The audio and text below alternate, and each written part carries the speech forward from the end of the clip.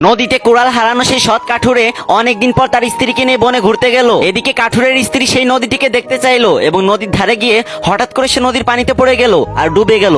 এদিকে কাঠুরেও কান্না শুরু করলো। তার কান্না শুনে আবারও জলপরি উঠে এলো এবং পানি থেকে অতি রূপবতী রাজকন্যার মতো সুন্দরী একটা মেয়েকে তুলে বলল, এটাই কি তোমার স্ত্রী? তখন কাঠুরে বলল, হ্যাঁ এটাই আমার স্ত্রী। তখন জলপরি বলল, ভালো করে দেখে তারপর বলো। এবারও কাঠুরে বলল, আর দেখতে হবে না, এইটাই আমার স্ত্রী। তখন জলপরি বলল, আগের বার তোমার সততা দেখে আমি মুগ্ধ হয়েছিলাম, কিন্তু এবার তুমি এটা কি করলে? রূপবতী মেয়ে দেখে নিজের স্ত্রীকেই ভুলে গেলে। তখন কাঠুরে বলল, আমি বাধ্য হয়ে বলেছি এইটাই আমার স্ত্রী। যদি না বলতাম তাহলে আপনি এর থেকে একটু কম সুন্দর একটা মেয়েকে তুলতেন, আর আমি যদি বলতাম এই মেয়েও আমার স্ত্রী না, তাহলে সবশেষে আপনি আমার বউকে তুলতেন আর আগের বারের মতো তিনজনকে আমার কাঁধে চাপিয়ে দিতেন।